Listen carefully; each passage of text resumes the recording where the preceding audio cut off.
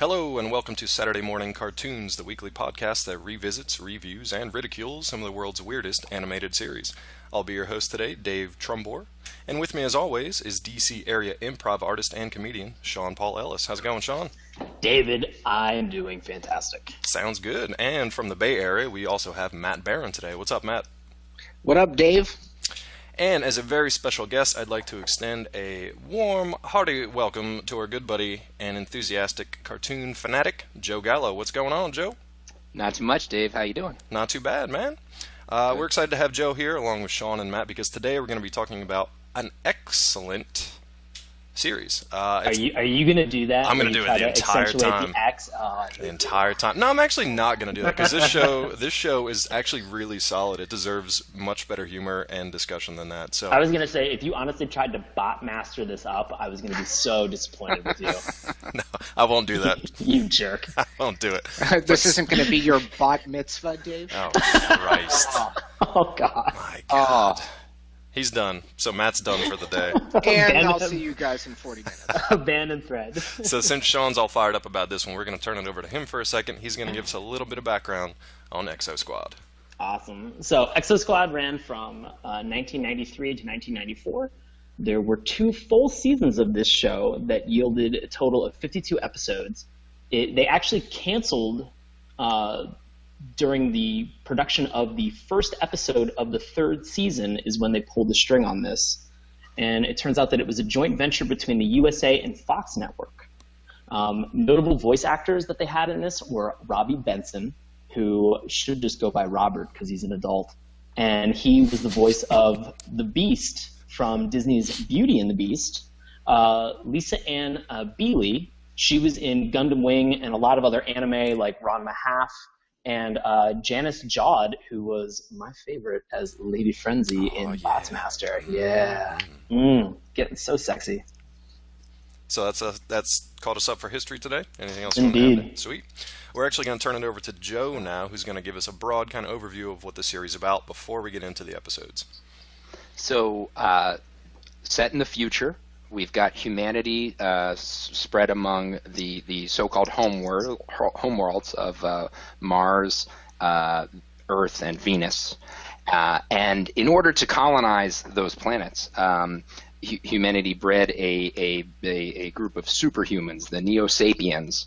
And the show picks up with the beginning of an uprising of the Neo-Sapiens against their human overlords. Basically, they've in secret built a fleet of fighting machines to rival the human fleet, the Exo fleet, and so there's a big war. The humans are dealt punishing blows at the beginning. So this is the tale of a noble lieutenant and his plucky band of misfits fighting the rebellion against the forces, the overwhelming forces, that is, of the Neo-Sapiens. And can I say, Joe, I'm glad that you used the full term Neo-Sapiens and didn't call them by some type of a derogatory slur. We don't use the N-word we can't have any slurs on this show. No N-word here. Kids listen to this. Are we not saying Neos? Oh, man, come on. I just told you we don't use the N-word here. Listen, don't drop the hard N there, Joe, okay? All right, guys, we'll clean this up in the edit, but maybe we should take a second and we're going to get into the episodes right after this. Yep. So normally what we would do here is we would just take probably the first episode from the series and just kind of go through it, tell you more or less what it's about, because a lot of these series, that first episode really kind of encapsulates everything that the series is about. This one, because it actually is a more kind of a dramatic take, they set up the 52 episodes in this opening arc that spans over 5 episodes, and the arc is called The Fall of the Human Empire. So, real sunny, real uplifting kind of thing going on here. But it's a great introduction that starts with, like Joe mentioned in the overview, you've got the human race that's kind of like spread out into near space, not super far in space, but near space. You've got this sort of manufactured slave race of these Neo-Sapiens. You've also got this pirate threat that's just kind of out in space doing their own thing on the pirate ships. We're going to talk a little bit about the names so you can kind of keep straight who's who, and describe some of these characters a little bit so you have a mental picture if you haven't seen these or aren't familiar with them. So let's start with the humans. For now, Okay. let's start with the E-frame. So you want to talk about Able Squad? Absolutely. Awesome. So the leader of Able Squad is the Lieutenant Commander J.T. Marsh, who is voiced by Robbie Benson. And he is sort of this all-encompassing, responsible person who just kind of bears the weight of everything that's going on his shoulders. Constantly feels that he needs to do the right thing, even if it is not following protocol, which is pretty evident within like the second and third episode of this story arc. And so he kind of encounters a lot of problems, but thankfully this ensemble that he has of other E-frame pilots kind of come to his aid. And that's Nara Burns, who, when you kind of see her story, her character, she's kind of like she's very homesick. And she has this family that's on Venus, who's a group of farmers. It's actually a very sad story. Yeah. We see kind of into her life through these messages that she sends back home from the ship or from her installation. Yeah. Right. And so she has this family, mother, father, and a brother that's back home on Venus who are farmers, and sort of the tragedy that they go through. There's also they have an engineer who's named Maggie Weston, who she's kind of in charge of repairing all the E-frames. There's Rita Torres, who is another soldier that they have, who she really hates pirates. It comes out kind of evident in the first couple episodes. But then there's Alex De Leon, who's sort of the reconnaissance expert, and my favorite that I want to talk about, Wolf Bronsky. Oh man, he's a crowd pleaser. Oh my God, Bronsky is probably one of the best characters in this show because he is disgusting. He is a gross human being, and how he's actually been able to stay on Able Squad, I'm always confused by, because everybody else on this show is in peak physical condition except for Bronsky, who, not even having had a drink or had a soda or a beverage of any kind in his hand, every time he talks, he just burps. Just belches his way through everything. I bet he smells like alcohol. So good. All the time. Smells so good.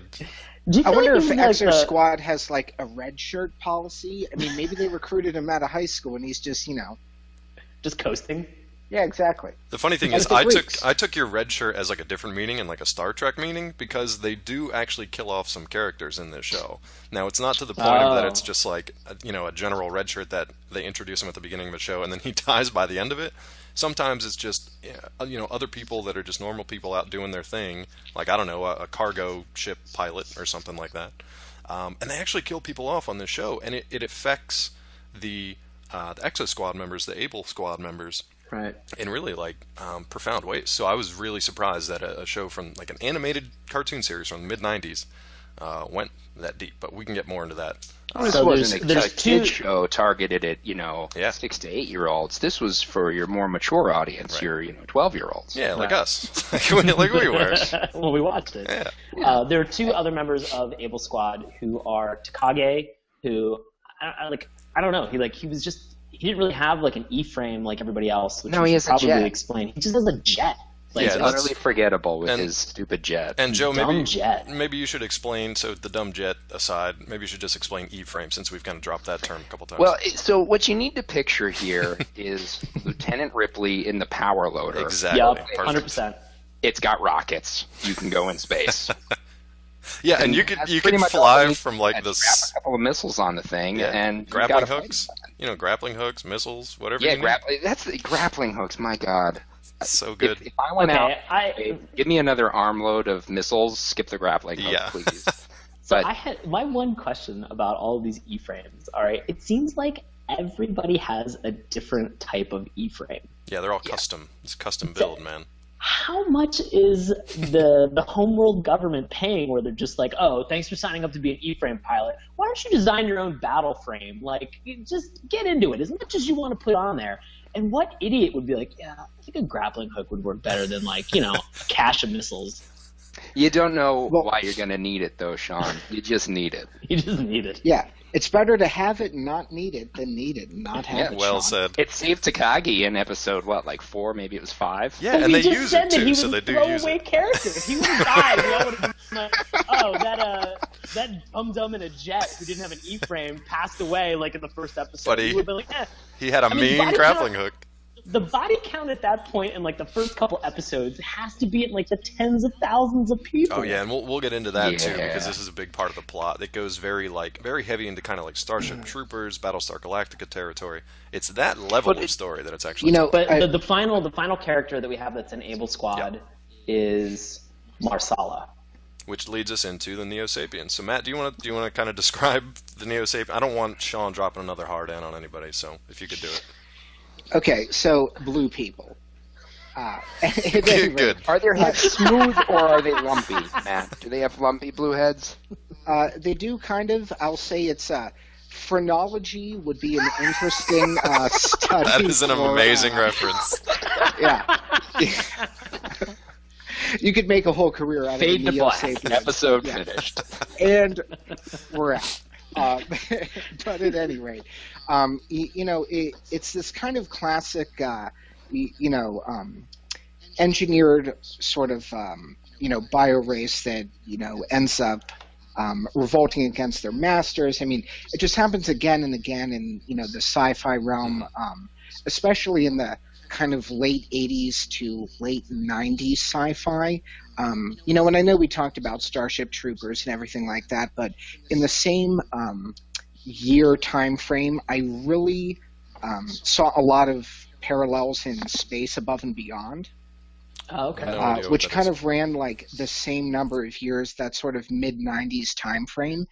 And there were a lot of, parallels with the silicates, which ended up, they were engineered to colonize worlds, to do the, quote, slave labor that, biologics couldn't do. Well, and then they ended up from Blade Runner as well. Yep. Yeah, exactly. Like same thing, except, the only difference between Blade Runner and Space Above and Beyond was Blade Runner was 80s and, Space Above and Beyond was the same time frame. So that's only, even though it's exactly the same, it just kind of smacked of that same parallel, for the pure, years the show ran.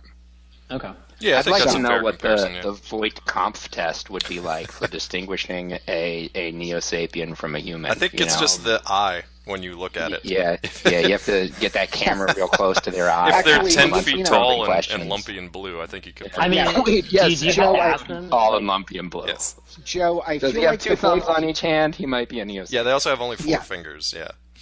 And So toes. I feel like the Voight-Kampff test would go something like this. So you're blue, Yep. Yeah. Yes. and then it just ends there. Next. Fade to black. I wanted to ask, Shoot. like, for Neo Sapiens, like, I know Baron, you just said like they created them for quote slave labor. I think we could just remove the quote. Like, humans genetically engineered this as a race specifically to be slaves. Yep. Like, how terrible of a civilization are we that, like, in, what was this, like 2025, that like we were just like, you know what, we should just genetically engineer slaves. Which is and terrible. But Baron, here's my big question about this though, is like, why would you create a race that's not only taller, vastly stronger, all right, but also like has like an even cool demeanor, like they were a Vulcan? Exactly. Yeah. Yeah. Let's There's definitely. let's ask the engineers over at the Macross series at Robotech, because with the Zentradi, it's pretty much exactly the same, dude. Yeah, true. I mean, But like, you brought up a key point, like, we bioengineered these people in this series versus them being like, in Blade Runner, they were androids. In Space Above and Beyond, they were androids. They were kind of, Right. cyborg sort of, half man, half machine Terminator shit going on there. Versus in Exosquad, they were a purely like bioengineered, fully biological species. Yeah, and it actually plays in an interesting way, because for a while you don't really know Well, it turns fairly quickly, but for a time you don't really know, like, oh man, should I be rooting for these humans, some of which are like really kind of dastardly, or should I be pulling for the Neo Sapiens? Yeah. So on both sides, there's the humans are obviously in a bad position that they've bred a slave race. That doesn't sound so good. That's never good. And there's an awful lot of racism at the beginning from the humans towards the Neo Sapiens, but the same thing happens, a few episodes later on the opposite side. So there's no there's a bit of good and evil. Certainly we're supposed to root for Exosquad, but it's definitely shades of gray in this show, not black and white. Well, and we should mention that too. Why is there ill will? It's because 50 years prior to the introduction here, there was actually a revolt from the Neo Sapiens that was just quickly put down, more or less by all the exoframe squads. So it was all the E-frame squads that went in, and they had the superior technology, which allowed them to overcome their own technology that they had, bioengineered these Neo Sapiens to be. Dave, humans are the worst. We are the worst. Terrible. But to jump back into episode 1, you really get kind of your first idea of just kind of the demeanor of a lot of these Neo Sapiens. There's this pirate uprising that is out in space, and so they're sending the Exo fleet to take care of them. And so these pirates have attacked the homeworld colonies, and they've killed people, which again, going along the lines of the show, there are people who are just dying just all the time. It kind of as a kid's show, it's a little bit brutal, but it was dark. It was dark for a kid's show, like Joe said. Yeah. You flash back to to the homeworld, to Earth, and it's the female president of the homeworld colony, and she is screaming. She is yelling in front of this Congress that they have that's set up there, and then at some point what was it, Phaeton, who we should intro and talk a little bit about Phaeton. He comes on and is just just calm down, dum-dum. Let me speak with a little bit of logic for a couple seconds. And responds to the threat. He's got a bit of gravitas. Yeah, exactly. I mean, just he's got this cool that you're just oh, all right, maybe. I mean, he's talking with a very even tone, very passionately, but you can tell that it's controlled, which I think makes him even more of a creepier or a deadly threat that he doesn't really ever go insane about anything. There's no true passion or crazy frenzied energy. He's this controlled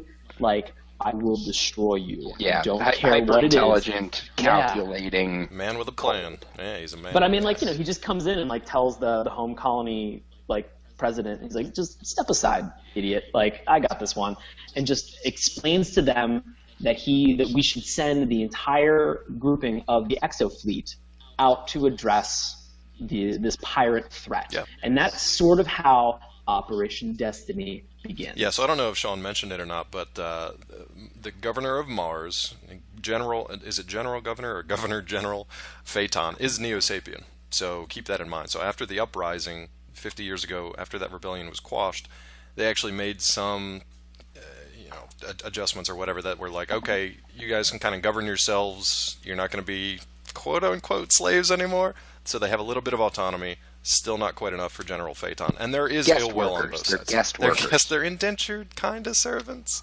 And he's the governor of Mars. The governor of Mars, correct. Correct. Yeah. So that actually sets up, you're introduced, like Sean said, you're introduced to Governor Phaeton. And, he's a strong leader. He's doing the right thing for his people, but he's very even-tempered. Even in the face of basically human assassination attempts, there are still people that are trying to kill him, and people that don't believe that they should have this autonomy or whatever. So he's very even in the face of that. But it masks this kind of dastardly side, which is revealed, I believe, in the second or third episode. Second, and maybe end a second. Yeah, towards the end. So it's interesting because the show initially sets it up okay, we've got the humans and they've got these pirates that are out in space. That's the main threat. Are you paying attention, audience? Because that's the main threat. Don't look over here at these Neo-Sapien guys. They're cool. We got no problems with them. We're going out here to take on these pirates.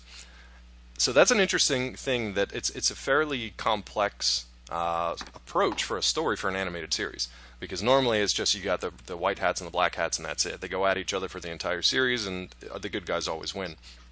This was portrayed in a very, very different way, which we'll get into now because we're about halfway through our running time, so I just want to make sure we get through the actual arc, talk about where we end up before the rest of the series takes over. So let's talk about my buddy Jonas Simbaka. What a good name. Oh my god. What a name that guy's got. He is the leader of the pirates armada that they have that's out. They're like around like the rings of Jupiter or something. Yeah, like they're that. somewhere further out. Saturn. Yeah. Which okay, I get that we've terraformed Venus and Mars, like Saturn, like they're like beyond the asteroid belt. Like that's at the point where I'm just like, how are those people like living out there? Like how are they like living and surviving and like continuing to be successful? Like that's where I was just like, I don't know that I can extend disbelief this far to them terraforming and living. You could do it out to Jupiter, but Saturn's too far. Yeah, exactly. Saturn's too far.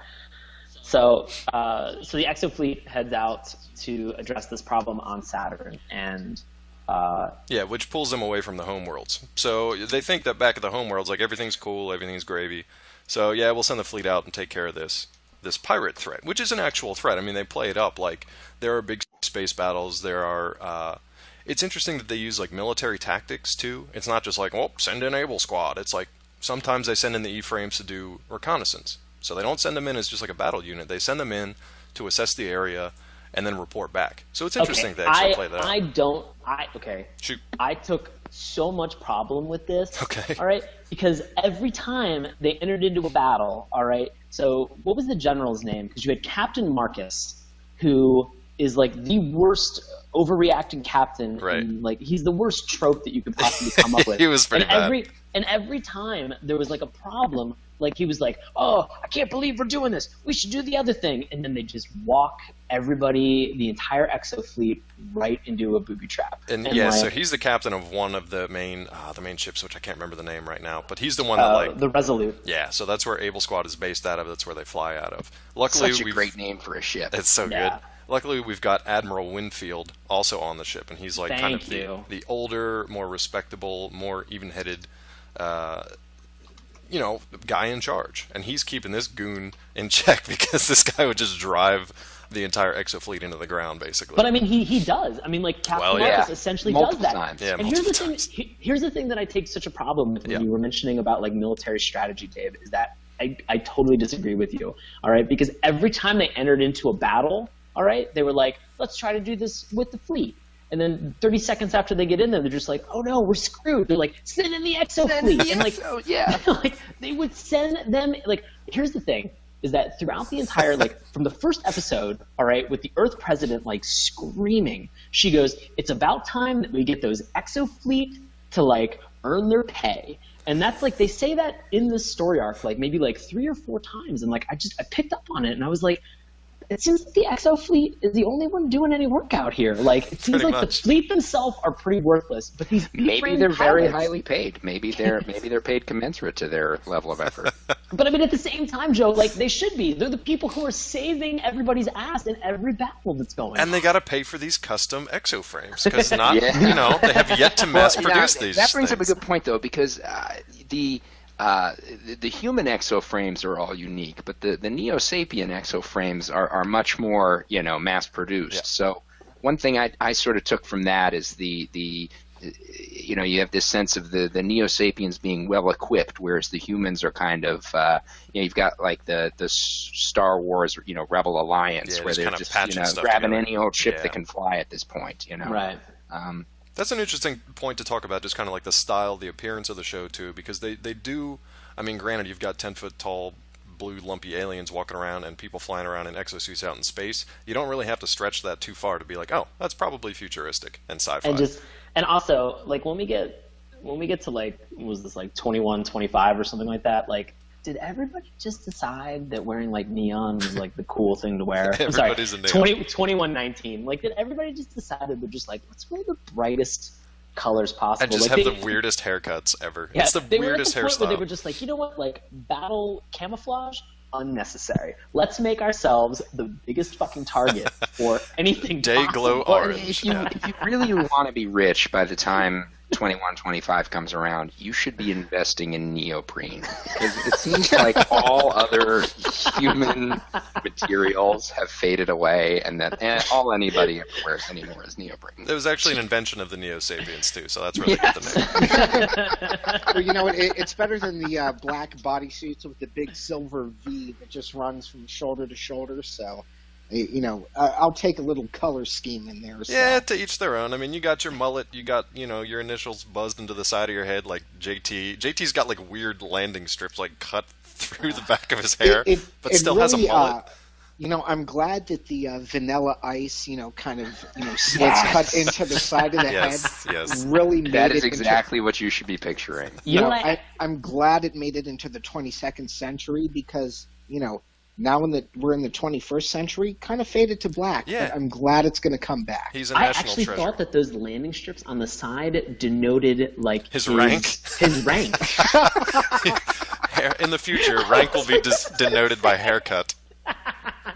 Then why does everyone have a mullet? We have a crappy military in 2119. Oh It's my the God. worst. Okay. Crappy military or fashionable military? Fashionably crappy. It's just military. neon I and think mullets. it's probably swampy in the military. I don't know how well those suits breathe. The other thing is, like, everybody on this planet, it doesn't matter. There's a gamut of characters that run from, you know, the elite exoframe guys to this random reporter that keeps showing up just to be an annoying asshole. Oh god, that guy's the worst. He is terrible. But it just, they show random people from all walks of life. There's also, like, a rebel faction on Earth that we'll get into, too, in a little bit. I can't wait to talk about Sean Napier. Sean Napier, former football player guy, whatever. But everybody is jacked. I don't care who you are. You can be like an ice cream man. You can be, you know, whatever. Everybody is jacked out of their minds. Even Bronski. Bronski's got to weigh at least 500 or 600 pounds, and all of it's in his gut. But the dude is huge, like cut. It's bizarre. It's a very, very strange, kind of like Spartan. You know, it's almost like a 300 style of. Oh, I was animation gonna for say that. he's got like I was gonna say Bronski's got like the early like Dust Bowl like turn of the century like bodybuilder where it's like he's like all biceps and then just like a beer guy. And they're just fat Yeah. below the biceps. Also, if we're going to talk about the 300, we need to talk about him being 300 pounds and not like, you know, the sort of, you know, Spartan military chisel. Oh yeah, he is taxing that exoframe I- to be sure. Yeah, exactly. He's He probably- testing the limits. Throwing this out there, the exoframe could have been invented to just help him walk. Yeah, easily. But the crazy thing about them is, like, so in Star Wars they have, I think there's some logic throughout the series and the universe that, like, starfighters, I think it's Star Wars, I could be completely wrong, but they have to be launched like while in space. They're not meant for.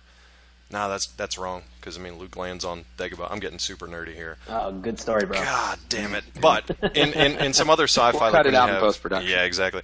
So in other sci-fi stuff, you have starfighters that can only be launched from ships carriers in space. Like they don't usually make outer space to planetary landings. These exoframes, Logical, you wouldn't have the heat shielding. well, exactly, or just like the energy consumption would just be ridiculous to get back off the planet to head out that way. Right, too. yeah, you could land maybe if you've got the heat shielding, Yeah. but you couldn't turn around and take But that. these fucking exoframes, man, they can do anything. They can do Well, so anything here's they the thing want. that was interesting about like all the exoframes. So like they get to the point where like they are attacking the pirates, and they are they're working on eradicating the pirate problem, and so the pirates pull back into what do they call it? The ship. No, not the ships. Like the pirates, like they're attacking the pirates like on their home world, all right? And the pirates like pull back into the ice caves. Oh, the ice caves. Yes. And, The trap and of I all thi- traps. I think it was like one of my favorite quotes. I think it was Nara. She just goes, "Oh, they're pulling back into the ice caves. They'll be hard to get." Yeah. And I was like, "Shut up, Shut up, Nara, you rookie. dummy." Just send Bronsky in, which is exactly what they This do. is what they do. He's like, oh, brr, god damn it, every No, they time. just go, "Bronsky, take point." And he's like, "What else is new?" I'm like, "Oh god." And then just burp, belches. burp." Yeah.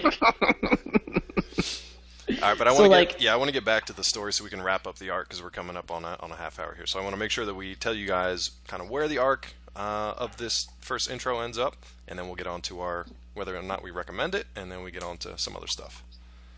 Yeah, so ice caves. So they get into the ice caves.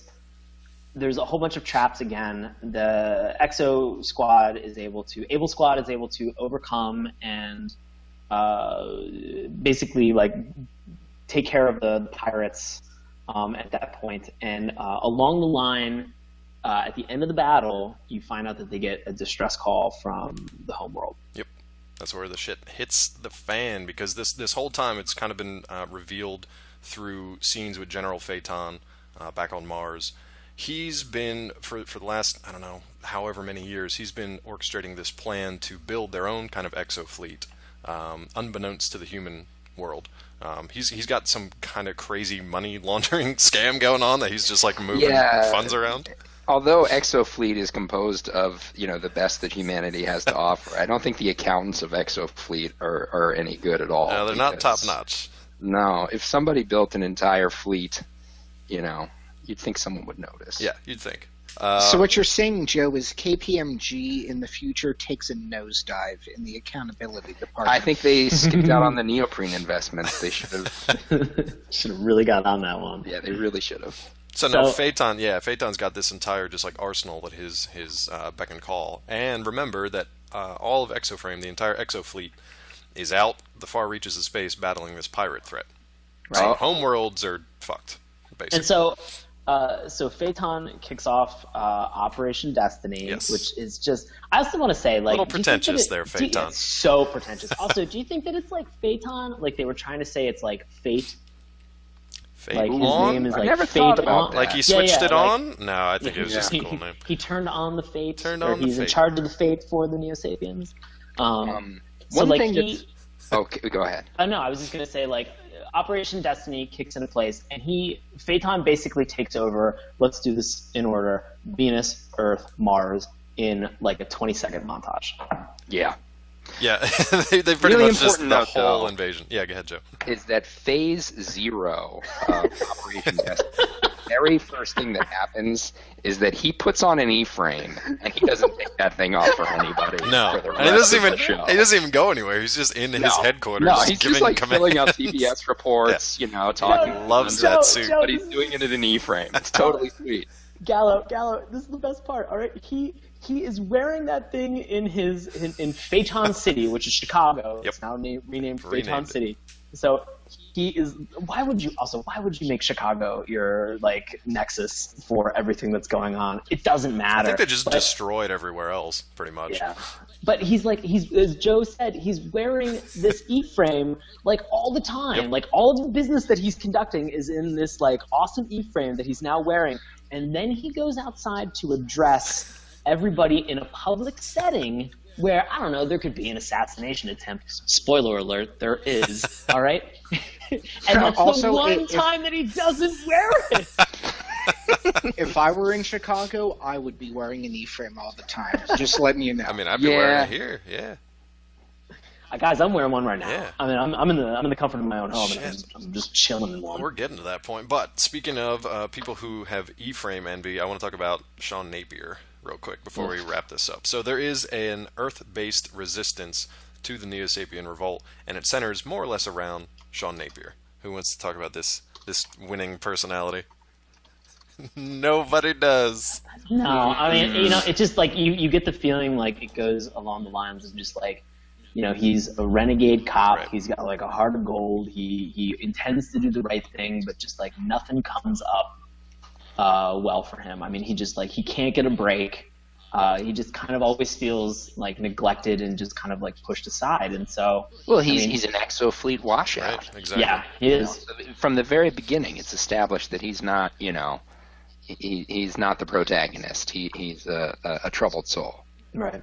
Because then at one point he kind of meets up with these other soldiers, these ex-soldiers, before Able Squad as we know them comes back from the battle against the pirate fleet and manages to make his way down to Earth, and they have this kind of like just quickly strung together resistance movement that's kind of montage within the last episode.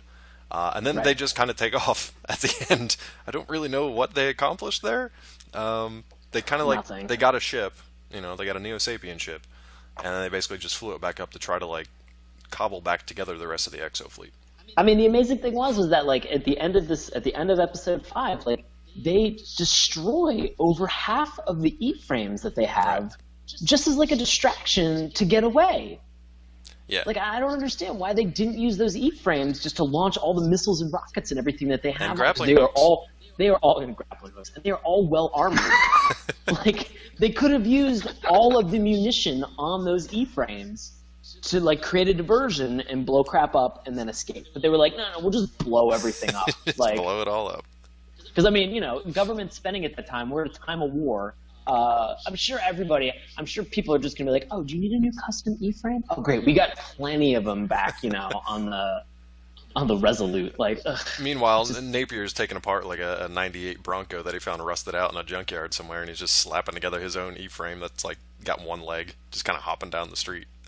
Well, I mean, like, the interesting thing is that like they have these E-frames, and like this comes about a little bit later on, but like Sean Napier, like they have like these like police E-frames that like they use like on Earth, and I guess that they were something like it's a part of the toy, like, which Right. I will wholeheartedly admit that I own pretty much every single toy that came out for this show. They are all in my garage right now, and it's like one of those things where like they had like these police E-frames for these that like it didn't.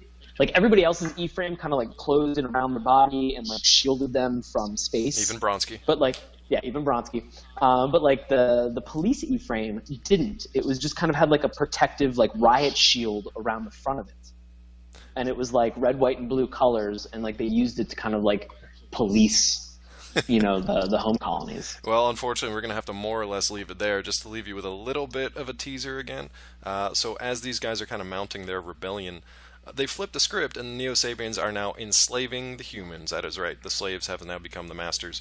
And that's kind of where the rest of the series takes off from there. It's the Exo fleet and the remnants of it. And they're kind of like Joe mentioned, comparing them to the Star Wars kind of rebel forces.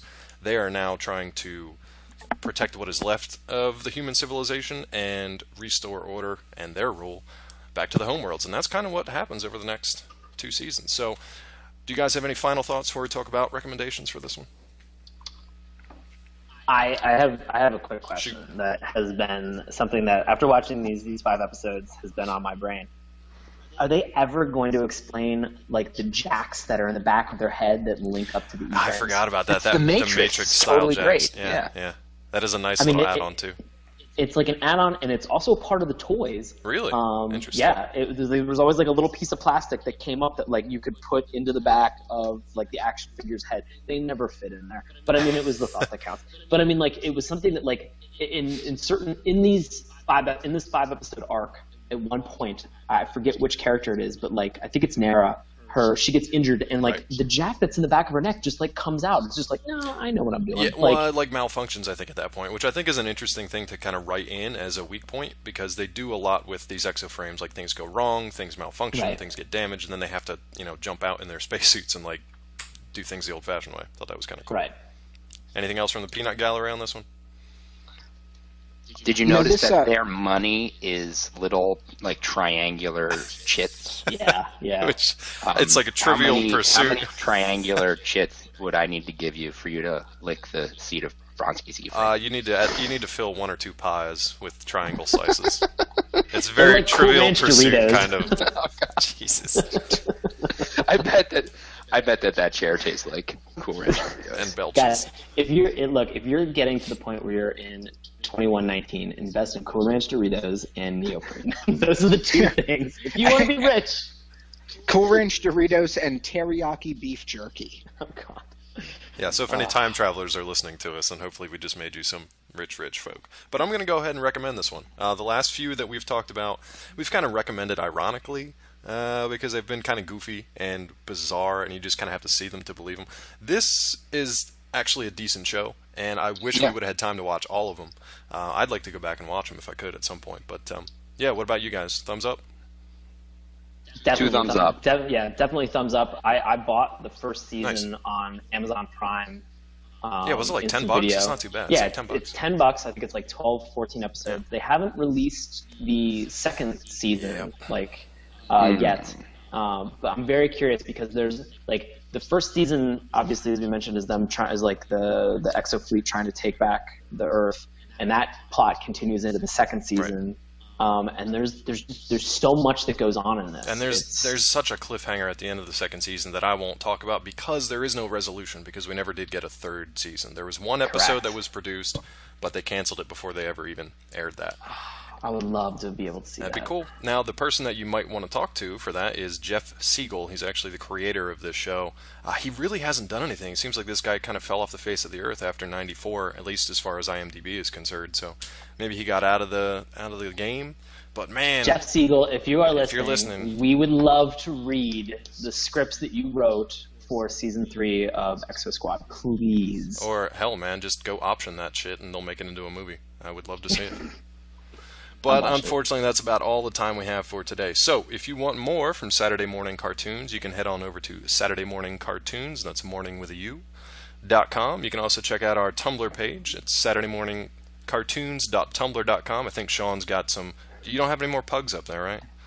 That was my personal account. I accidentally cross-posted. All right, so we got pugs, but we had pugs, and now we have exoframes, and unfortunately we have no pugs in exoframes. But we might be able to shop that in. You can also find us on Twitter at MorningTunes. You can find me at Dr. Claw MD or over at Collider.com, where I'm an associate editor. Sean, where can we find you? Find me at Sean Paul Ellis on Twitter. I don't actually have anything to promote this week. Yeah, Sean just got back from LA, so good on you. Yeah. Thank you, LA Improv Comedy Festival, for having me. You were wonderful. Well, thank you so much, says LA. Matt, where can we find you on Twitter? I am at MattSF07. And again, I'd like to thank Joe Gallo for joining us today. Joe, where can we find you if you want to be found on Twitter? At Crazy Joe Gallo. That's so good. You can tell from this podcast this man is crazy. He is a crazy individual. Speaking of crazy, I do believe that next week we are going to be talking about a personal favorite of mine, the Centurions. So good. Oh, man, I can't wait. It's going to be a good one, so hopefully you guys will join us then. Till next time, see ya. And in order to colonize those planets, humanity bred a group of superhumans, the Neo-Sapiens, and the show picks up with the beginning of an uprising of the Neo-Sapiens against their human overlords. Basically, they've in secret built a fleet of fighting machines to rival the human fleet, the Exo fleet. And so there's a big war. The humans are dealt punishing blows at the beginning. So this is the tale of a noble lieutenant and his plucky band of misfits fighting the rebellion against the forces, the overwhelming forces, that is, of the Neo-Sapiens. And can I say, Joe, I'm glad that you used the full term Neo-Sapiens and didn't call them by some type of a derogatory slur. We don't use the N-word we can't here. have any slurs on this show. No N-word here. Kids listen to this. Are we not saying Neos? Oh, man, come on. I just told you we don't use the N-word here. Listen, don't drop the hard N there, Joe, okay? All right, guys, we'll clean this up in the edit, but maybe we should take a second and we're going to get into the episodes right after this. Yep. So normally what we would do here is we would just take probably the first episode from the series and just kind of go through it, tell you more or less what it's about, because a lot of these series, that first episode really kind of encapsulates everything that the series is about. This one, because it actually is a more kind of a dramatic take, they set up the 52 episodes in this opening arc that spans over 5 episodes, and the arc is called The Fall of the Human Empire. So, real sunny, real uplifting kind of thing going on here. But it's a great introduction that starts with, like Joe mentioned in the overview, you've got the human race that's kind of like spread out into near space, not super far in space, but near space.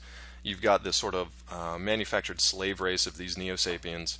You've also got this pirate threat that's just kind of out in space doing their own thing on the pirate ships. We're going to talk a little bit about the names so you can kind of keep straight who's who, and describe some of these characters a little bit so you have a mental picture if you haven't seen these or aren't familiar with them.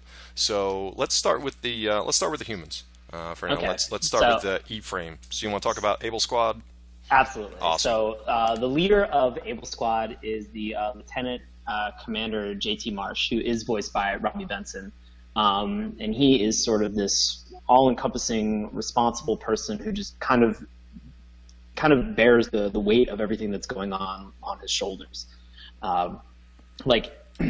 Constantly feels that he needs to do the right thing, even if it is not following protocol, which is pretty evident within like the second and third episode of this story arc. And so he kind of encounters a lot of problems, but thankfully this ensemble that he has of other E-Frame pilots kind of come to his aid. And that's Nara Burns, who, when you kind of see her story, her character, she's kind of like she's very homesick. And she has this family that's on Venus, who's a group of farmers. It's actually a very sad story. Yeah. We see kind of into her life through these messages that she sends back home from the ship or from her installation. Yeah. Right.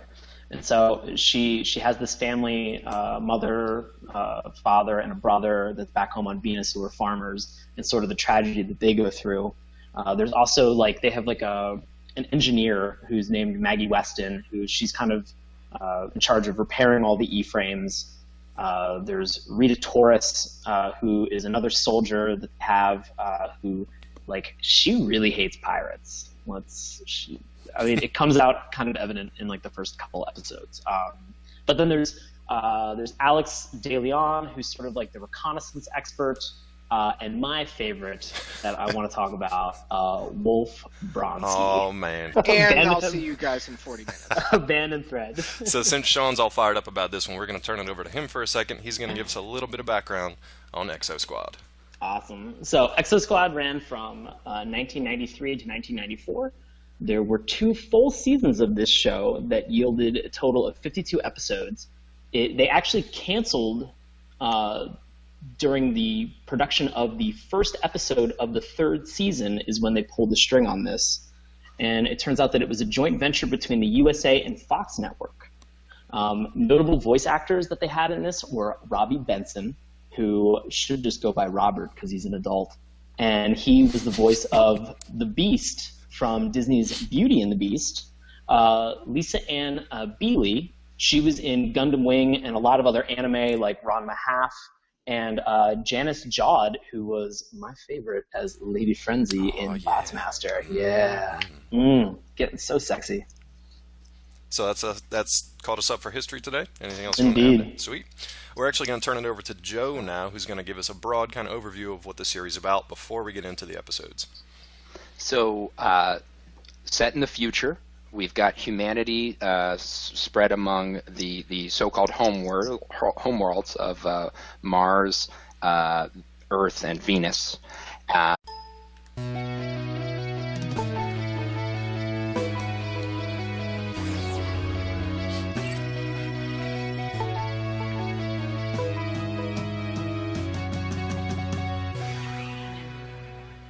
Hello, and welcome to Saturday Mourning Cartoons, the weekly podcast that revisits, reviews, and ridicules some of the world's weirdest animated series.